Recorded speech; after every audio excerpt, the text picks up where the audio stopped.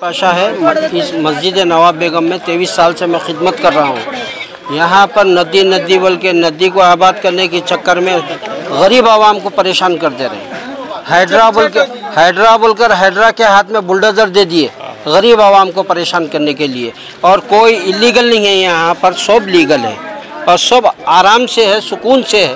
Tax भर रहे हैं, नल का बिल भर रहे हैं, हाँ लाइट का बिल बन रहे हैं, हाँ यहाँ पर सब चीज़ की सहूलत है। लेकिन ये पानी के लिए आवाम को आप परेशान कर दे रहे हैं। आप इसीलिए आए क्या? जी 2 दिन पहले हमारी यूनिटी को तोड़ रहे हिंदू मुस्लिम की क्या बोले? मार्क 2 दिन पहले मार्क करे और सुन रहे नहीं साहब, बेतुका पुलिस का पैरा लेकर बेतुके तरीके इंसानों से ऐसा पेश आते क्या? इस तरीके से पेश आते। रेवंत रेड्डी साहब जो है कि हुकूमत लिए आवाम को परेशान करने के लिए। बोलिए आप। मेरा नाम सैयद हुसैनी पाशा है। मस्जिद नवाब बेगम में नमाज़ पढ़ाता हूँ मैं और मस्जिद की खिदमत करते हुए 23 साल हो गए। और ये 23 साल में क्या मैं यहाँ पर ही पैदा हुआ हूँ, आज तक नदी का पानी ऊपर नहीं देखा मैं। నా పేరు బి రాజేంద్ర ప్రసాద్. నేను బి రాజేంద్ర ప్రసాద్ పెట్మాస్ ప్రేయర్ హౌస్లో ఒక బిలీవర్ అండి. సో మాది ఇది 5వ తరము.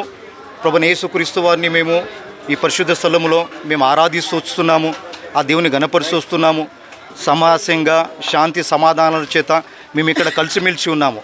ఈ చర్చ్ కట్టబడదంటే మీరు నిన్నటి దినంలో డిప్యూటీ కలెక్టర్ ఇంకా వేరే ఆఫీషియల్స్ వచ్చి మాకు వితౌట్ ఇంటిమేషన్ వచ్చి ఇక్కడ స్టాంప్ వేసి వెళ్ళిపోయారండి. వాళ్ళతోటి మేము అడిగినాము, ఏ అధికారంతో మీరు ఇక్కడ చర్చ్కు ముట్టారండి ఇవన్నీ వేశారని. ఏమైనా పర్మిషన్ ఉందంటే వాళ్ళు పర్మిషన్ గురించి మాట్లాడడం వాళ్ళు ఏమి చెప్తలేరు జవాబు. ఏమంటే పోలీస్ ఫోర్స్ వాళ్ళతో బలంతో వచ్చారు, మమ్మల్ని వాళ్ళు భయపెడుతూ వచ్చారు. వాళ్ళు ఒకటి మాట మేము అడిగాము, సార్ ఈ చర్చ్ని ఎలా ముడతారు, యాజ్ పర్ ద లా దీన్ని ముట్టే అధికారం ఎవరికి లేదు కదండి అని మేము అడిగాము. అడిగితే ఆఫీషియల్స్ ఏమంటున్నారంటే ఇప్పుడు అదంతా గవర్నమెంట్ ఏం చూస్తలేదు, మస్జిద్ ఉండొచ్చు, గురుద్వారా ఉండొచ్చు, చర్చ్ ఉండొచ్చు, లేదా ఇంకేమైనా ఉండొచ్చు, ఇక్కడ అడ్డం ఉన్నప్పుడు మీరు రివర్ బెల్ట్లో ఉన్నారు కనుక మేము తీసేస్తాము, ఇక్కడ నుండి దగ్గర 10-12 కిలోమీటర్ల దూరం నుంచి మీకు ఒక అది స్థలం ఇస్తామని మా చర్చ్ గురించి అంటున్నారు. ఇళ్ళ గురించి డబుల్ బెడ్రూమ్ ఇస్తామని చెప్తున్నారు. ఇప్పటి వరకు ప్రామిస్ చేసిన వాళ్ళకి వాళ్ళు ఇవ్వలేకపోయారండి. మాకు అవన్నీ ఏమొద్దు. ఈ యొక్క చర్చ్ కట్టబడదంటే తరాల ముందు నుంచి రిక్షా కొట్టే వాళ్ళు ఉన్నారు, పేదవాళ్ళు ఉన్నారు, రోజు కూలీ చేసుకునే వాళ్ళు ఉన్నారు. వీళ్ళంతా చెమట కార్చి డబ్బులు వేసి ఆ డబ్బు చేత దేవుని మందిరం ఇక్కడ ప్రభువైన యేసుక్రీస్తు వారి యొక్క మందిరం కట్టబడిదండి. ఈ మందిరాన్ని కూలగొట్టడానికి ఎవరికి ఏం అధికారం లేదు. మాది ఒక్కటే రిక్వెస్ట్ ఏంటంటే అండి, ఈ డిమాలిషింగ్ చేయడము, ఈ యొక్క ఏదైతే మీరు గవర్నమెంట్ లీగల్గా చెప్పుకుంటూ వస్తున్నారు, ఇది లీగల్ కాదండి. లీగల్ మేము ఉన్నాము, వాళ్ళు ఇల్లీగల్ యాక్ట్గా ఉన్నారు. యాజ్ పర్ ద గవర్నమెంట్ రూల్గా చూస్తే మా దగ్గర పేపర్లు ఉన్నాయండి. నిజాం సర్కార్ నుండి 1913 నుంచి మా దగ్గర పేపర్లు ఉన్నాయి. ఈ రోజు కూడా మేము లైట్ బిల్ కడుతున్నాము, అది వాటర్ బిల్ కడుతున్నాము, ట్యాక్స్ కడుతున్నాము. శాంతి సమాధానం చేత ఇంకా రోడ్లు వేసింది. ఇక్కడ ఇదంతా లీగల్ కిందనే వస్తుంది కదండి. ఎలా ఇల్లీగల్ అయితే చెప్పండి? మీరు చెప్పినంత మాత్రాన ఇక ఇల్లీగలా? మీరు మా దగ్గర పేపర్లు చూడండి.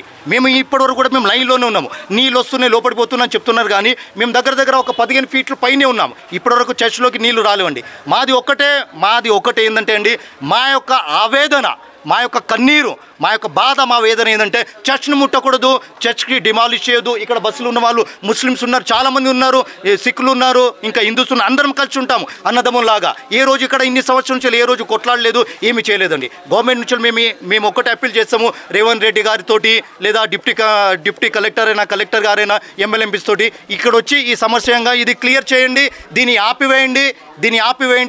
ఎందుకంటే అవి ఎప్పుడైతే తెలిసింది అప్పటి నుంచి అనారోగ్యాల పాలైనారు, కొంతమంది హాస్పిటల్లో పడి ఉన్నారు, హార్ట్ పేషెంట్లు ఉన్నారు, చింత ఉంది, కన్నీరు ఉంది. దయచేసి మమ్మల్ని కన్సిడర్ చేసి చర్చ్నైనా ఇక్కడ ఎవరిని ముట్టకుండా దీన్ని ఆపివేయమని మేము రిక్వెస్ట్ చేస్తున్నామండి. Thank you.